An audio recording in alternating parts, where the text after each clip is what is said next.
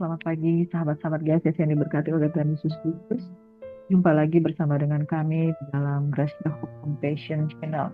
Kemarin kita sudah merenungkan kebenaran firman Tuhan yang terambil dari Injil Yohanes pasal yang ke-17 ayat 1 hingga ayatnya yang ke-21, saudaraku yang diberkati. Dan kemudian ayat 22 hingga ayat yang ke-26. Kita tahu sekarang bahwa Tuhan itu senantiasa memberkati kehidupan kita, bahwa Dia berdoa agar kita ada di dalam Dia dan Dia ada di dalam kita, dan supaya seperti Yesus dan Bapa adalah satu, maka engkau dan saya juga satu di dalam Kristus. Amin. Saat ini kita akan membacakan firman Tuhan dari pasal yang selanjutnya, yaitu dari 18. Sebelum mari kita satu dalam doa, kita mohon pertolongan Tuhan. Bapak, terima kasih Tuhan buat keajaiban di dalam. Terima kasih Bapak di surga, kami berdoa biarlah yang kuat, supaya Engkau ditinggikan pada waktunya. Di dalam nama Tuhan kami Yesus Kristus, kami mengangkat tangan kami, memuji kebesaran-Mu, dan kami berdoa agar pagi hari ini Engkau berbicara di dalam hati dan pikiran kami, dalam Kristus Yesus. Kebenaran yang memperlihatkan kami. Di dalam nama Tuhan Yesus kami berdoa dan berfirman. Haleluya. Sekali lagi selamat pagi, Shalom saudaraku. Biarlah ketika kita bangun pada pagi-pagi benar, itu kita diisi oleh firman. Penting sekali hidup kita diisi oleh firman. Sebab tekanan demi tekanan di dalam kehidupan ini begitu kuat. Saudara, beberapa waktu yang lalu saya katakan bahwa ada bisnis-bisnis raksasa, ya, bisnis-bisnis toko-toko retail, toko-toko serba yang mengalami kegagalan, kebangkrutan. Ada yang masih bertahan dengan menutup beberapa gerai yang ada. Ekonomi sekarang ada di dalam tekanan yang begitu luar. Inflasi dan deflasi itu terjadi di mana-mana, di mana nilai uang makin rendah dan juga daya beli masyarakat itu yang menurun drastis, saudara, sangat menurun drastis. Itu sebabnya saudara, kalau saudara punya kebun, bercocok tanam saja, dan kalau saudara bisa lebih memanfaatkan tumbuh-tumbuhan, ya, sayur-sayuran, buah-buahan yang ada di ladang pekarangan saudara untuk bisa mencukupkan kebutuhan sehari-hari, itu bisa mengurangi biaya pengeluaran saudara untuk kebutuhan hari-harinya. Mengapa saudara? Karena tekanan ekonomi itu begitu berat. Saudara, kalau saudara bangun pagi-pagi dan saudara tidak mengandalkan, yuk, kamu akan menghadapi kehidupanmu, masalahmu itu seorang diri. Kalau saudara berjalan bersama dengan Tuhan, saudara akan menghadapinya bersama-sama dengan Tuhan. Ketika kita dalam keadaan tertekan, ambil keputusan, maka keputusan itu kita bisa menyimpang ke salah. Kita berkomitmen untuk hidup benar nih. Kita berkomitmen untuk tidak menyimpang ke kanan atau ke kiri. Tapi ketika kita ada di dalam tekanan, maka pikiran kita akan beda. Pikiran kita akan beda. Jadi saudara itu harus bebas dari tekanan. Karena ketika mental kita sedang mengalami tekanan, kita bisa menghasilkan keputusan-keputusan yang merugikan diri kita sendiri. Makanya saudara, hari-hari ini Tuhan berfirman di dalam batin saya adalah berhati-hati, bertindak hati-hati. Amin saudara, jangan engkau menyimpang ke kanan atau ke kiri, supaya perjalananmu akan berhasil dan beruntung. Saya mendapatkan warning itu di dalam hati nurani saya mikir, kenapa warning itu berhati-hati harus saya dengar? Dan kata berhati-hati itu begini, kalau Tuhan sedang berkata berhati-hati, perumpamannya seperti ini. Saudara di dalam keadaan normal, saudara bawa kendaraan, ya. Kendaraan yang lalu lalang itu dalam keadaan normal itu biasanya lintasannya sedikit mobil, jalannya juga lebar, ya. Jalannya mungkin juga lurus. Itu kita dalam keadaan yang normal, oke, kita jalan dengan santai. Tapi kalau kita berjalan di satu jalan yang tanjakan, sempit, saking sempitnya hanya bisa dilalui oleh satu kendaraan, padahal itu jalan untuk 2 jalur, di kirinya ada tebing, kanannya itu ada jurang. lalu keadaan hujan dan licin, saudara akan memperlakukan cara membawa kendaraan saudara dengan cara yang berbeda. Bukan lagi dalam keadaan santai, tetapi dalam keadaan berhati-hati. Dan warning ini yang Tuhan kasih di dalam hati saya tentang kata berhati-hati adalah situasi di mana ada situasi-situasi yang tidak baik-baik saja di sekitar kita. Dan kita tuh harus bertindak hati-hati, berpikir dengan keras sebelum kita mengambil satu keputusan. Itu akan terjadi ketika hari-hari ini Indonesia dan seluruh dunia sedang menghadapi peperangan, sedang menghadapi wabah-wabah yang tiba-tiba ada wabah flu burung, flu Singapura, dan lain sebagainya. Dan juga ada tentang tekanan-tekanan ekonomi dan juga politik, dan bagaimana hukum di mana-mana itu menjadi hukum yang tumpul ke atas, tajam ke bawah. Saudara harus bertindak hati-hati karena keadaan sekarang sedang menekan di mana-mana. Makanya pikirkan segala sesuatu dengan baik-baik ketika saudara harus mengambil langkah di dalam Tuhan. Bertindak hati-hati.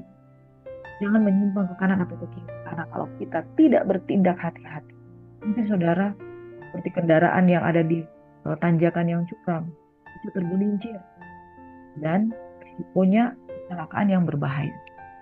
Nah, harus menyampaikan ini sebagai suara Tuhan yang Tuhan taruh dalam hati saya bahwa bertindak hati-hati. Saudara ada di dalam posisi manapun saat ini, saudara sedang, misalnya saudara sedang mengalami masalah ekonomi, saudara buru-buru dengan perkataan saudara minta berhenti. Saudara tidak semudah itu saudara akan mendapatkan pekerjaan lagi. Lalu saudara keuangannya sudah sangat menipis. Lalu saudara harus memilih, saya harus bayar ini atau bayar itu. Dan kemudian saudara mengambil keputusan. Saudara terjebak dengan yang namanya pinjaman online. Hati-hati saudara. Hati-hati saudara. Saya banyak membaca di berita-berita. Ada sekeluarga bunuh diri karena terlilit hutang. Saudara, ini yang saya mau katakan kepada kita semuanya pada hari ini. Bertindak hati-hati. Karena ketika kita ada di dalam tekanan, iblis menawarkan jalan keluar. Ketika iblis menawarkan jalan keluar, dan saudara menyambutnya, saudara terlilit dengan masalah, suatu saat nanti saudara akan menimbun banyak persoalan. Kemudian akhirnya terjadi masalah sekunder lain.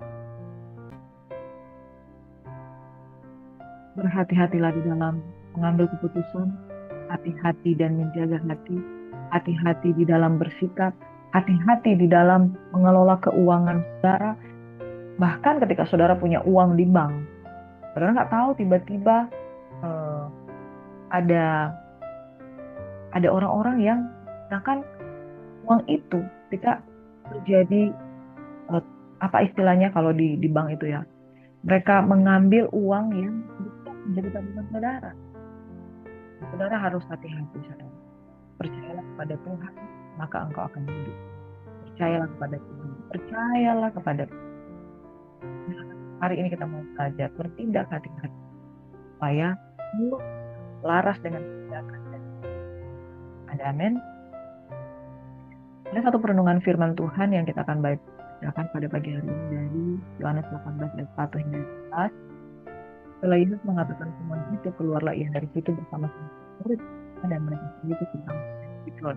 Di situ ada suatu taman dan ia masuk ke taman itu bersama-sama dengan murid-muridnya. Judas yang mengkhianati tahu juga tempat itu karena Yesus di situ dengan murid.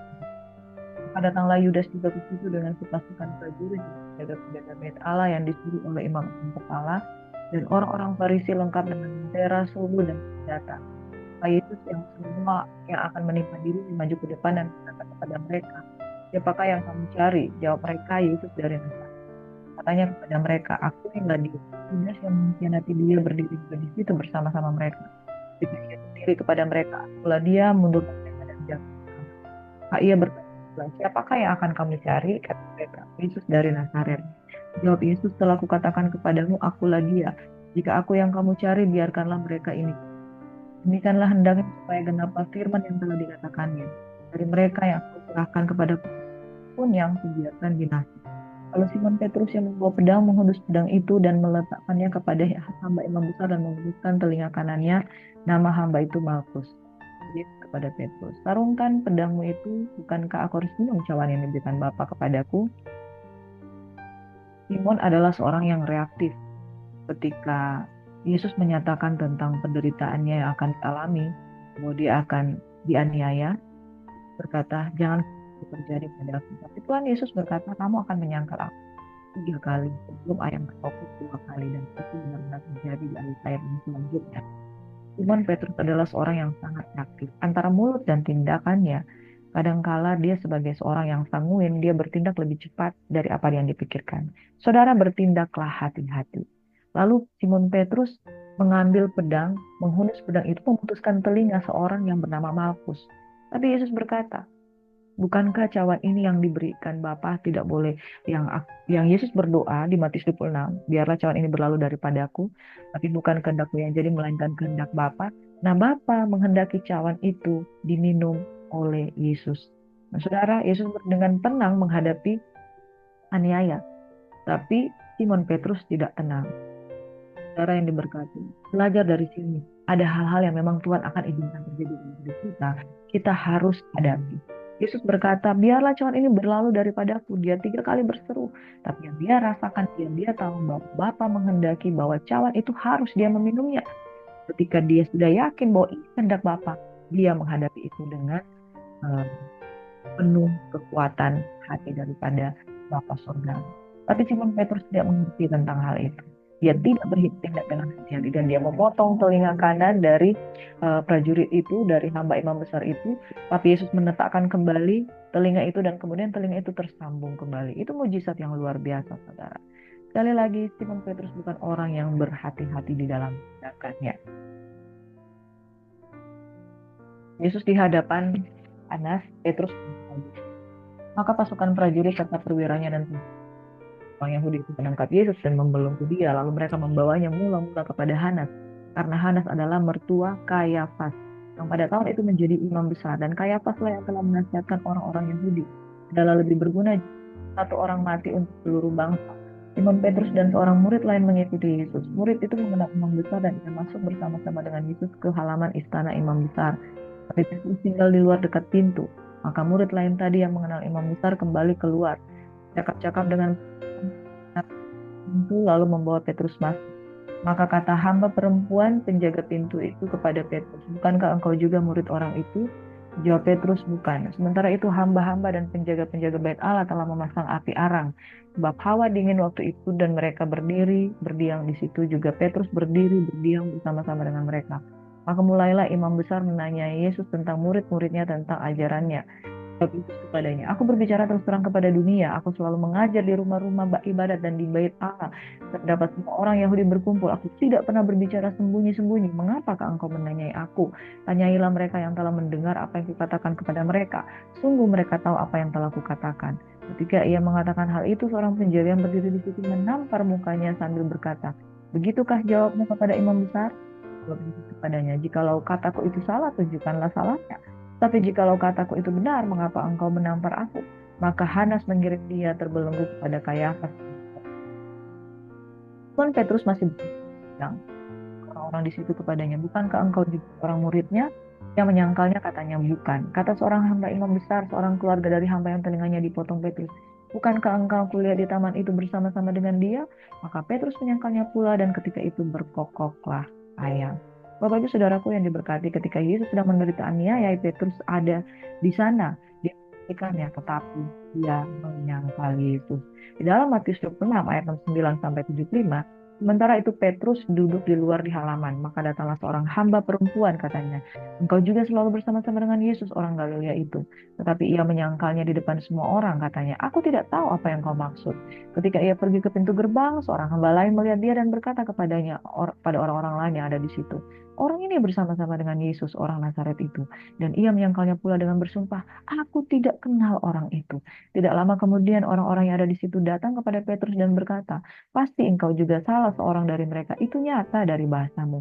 Maka mulailah Petrus mengutuk dan bersumpah, aku tidak kenal orang itu. Dan pada saat itu berkokoklah ayam. Maka teringatlah Petrus akan apa yang dikatakan Yesus kepadanya. Sebelum ayam berkokok, engkau telah menyangkal aku 3 kali. Lalu ia pergi keluar dan menangis dengan sedihnya. Saudara yang diberkati oleh Tuhan Yesus, 3 kali Petrus menyangkal Yesus. Artinya 2-3 perkara itu dianggap sah. satu penyangkalan. Jadi saudaraku yang diberkati, 3 kali menyangkal itu bukan penyangkalan yang sederhana, itu betul satu bentuk penyangkalan yang luar biasa. Bayangkan seorang Petrus yang begitu dekat dengan Yesus, murid yang dikasih Yesus, selalu berjalan bersama dengan Yesus. Yohanes, Yakobus, dan Petrus adalah 3 orang yang selalu ada di circle Yesus yang paling dekat. Tetapi Petrus ketika dia ada di dalam tekanan, tidak bertindak. Ini yang saya mau katakan kepada saudara. Seseorang yang dalam keadaan pressure akan mengambil keputusan yang berbeda dengan ketika dia ada dalam keadaan tidak dalam keadaan pressure. Makanya saudara, bertindak hati-hati itu penting. Jagalah hati, bertindak dengan waspada, supaya engkau tidak mengambil satu keputusan yang merugikan dirimu sendiri dan orang lain.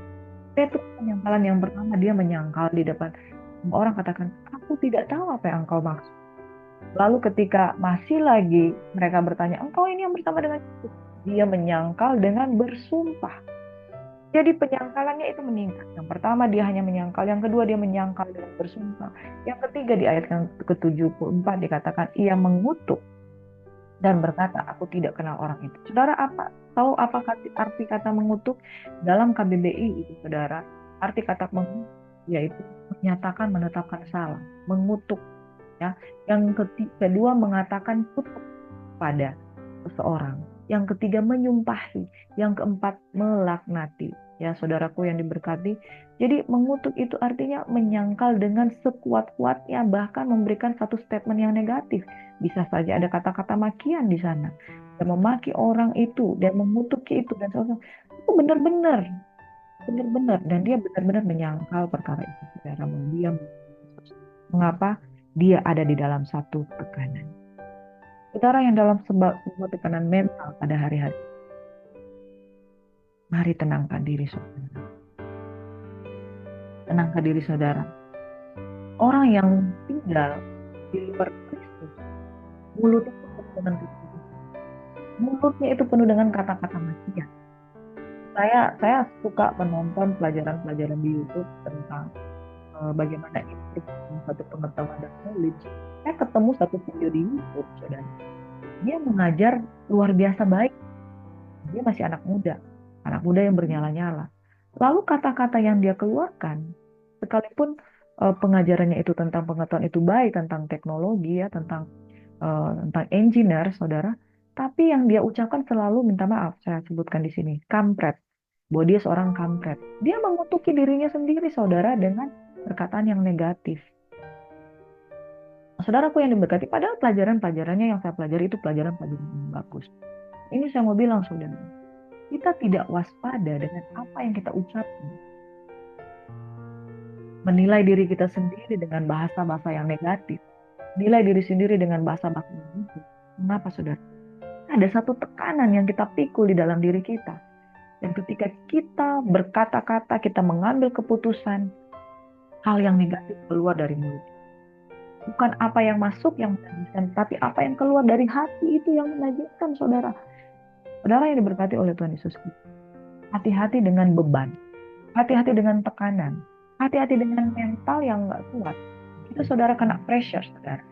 Nah, saudara akan mengeluarkan hal-hal yang negatif dari dalam diri. Petrus menyesal. Dia menangis dengan sedihnya.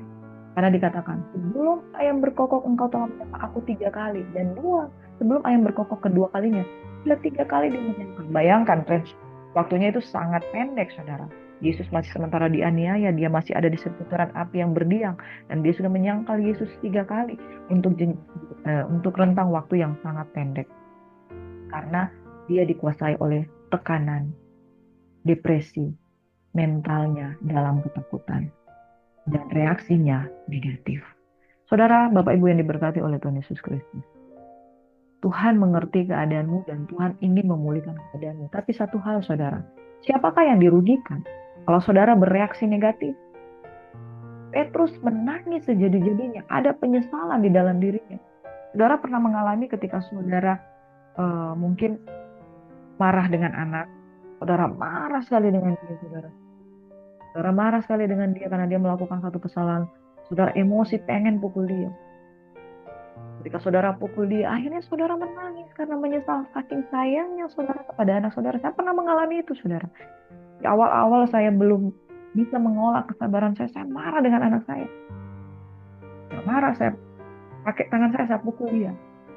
Hanya satu dua kali saudara, tapi penyesalannya itu luar biasa di dalam saya. Perlu dia minta maaf nak, dia ketakutan dan saya minta maaf.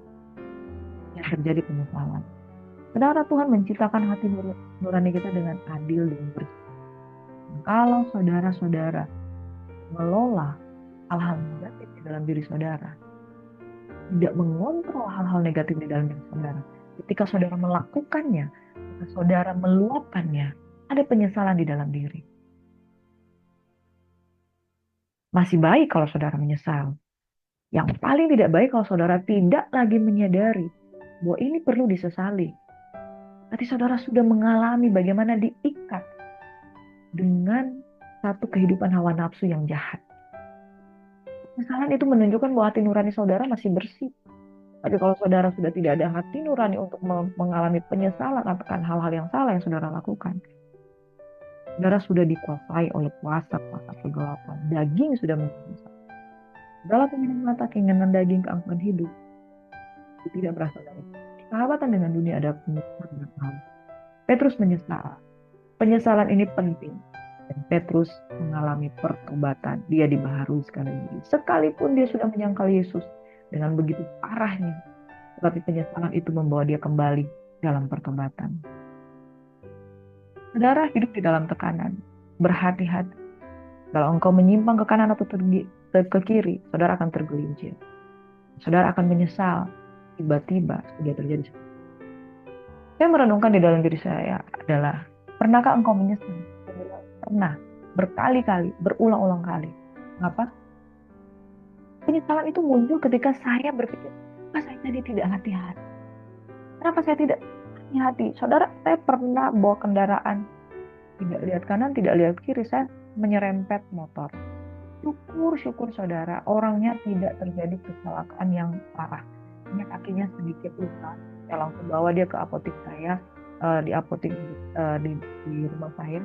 Lalu saya dengan tangan saya sendiri saya mengaburkan obat merah, betadine, dan kemudian saya mengobati juga dengan tangan saya sendiri. Dan minta maaf, saya minta ampun saudara. Kesalahan yang kita lakukan, kalau kita masih punya penyesalan di dalam diri kita, berarti kita masih orang. Kalau kesalahan itu kita lakukan berulang-ulang, nanti saudara tidak akan tahu bahwa jerat dari ibu akan membuat saudara melakukan dosa itu lebih besar. Kalau saudara menyesal pernah gagal, menyesal pernah tidak berhati-hati, saudara akan jauh lebih berhati-hati. Ini yang saya mau pesankan kepada saudara. Dalam betul, supaya kita tidak menyesal. Petrus salah bertindak, dia menyesal, dan kemudian dia diubahkan Tuhan. Saudara, jangan sibuk menangis dengan masalah yang engkau hadapi begitu besar. Tapi perhatikanlah keadaanmu. Perbaikilah tingkah lakumu. Perbaikilah keputusan-keputusanmu yang tidak benar. Maka saudara akan mengalami Tuhan memulihkan keadaan saudara. Amin. Mari kita berdoa. Tuhan kiranya memberkati dan melindungi engkau. Tuhan menyinari engkau dengan wajahnya, memberikan engkau kasih karunia. Tuhan menghadapkan wajahnya padamu, memberikan engkau damai. Bertindaklah hati-hati sesuai dengan kebenaran firman Tuhan. Jangan engkau menyimpang ke kanan atau ke kiri, dan bertindaklah sungguh-sungguh dengan takut, dengan tahu hati. Tuhan menyertai engkau. Tuhan memulihkan keadaanmu. Hari ini, kalau engkau masih punya penyesalan, kembalilah dari jalanmu yang salah dan mulailah segala sesuatu dari awal. Tuhan memberkati dan melindungi engkau. Tuhan memberikan kekuatan bagi kita. Dalam nama Yesus Tuhan, kita berdoa dan syukur berkat firman Tuhan pada hari ini dengan berkat yang spesial. Tuhan memberkati dan menyinari engkau dengan wajahnya, memberkati engkau dan memberkati langkah-langkah kehidupanmu, apa saja engkau perbuat dibuat Tuhan berhasil dan beruntung. Dan engkau bertindak hati-hati dan mengandalkan Tuhan. Di dalam nama Yesus, semua yang percaya engkau diurapi. Haleluya. Salam Tuhan.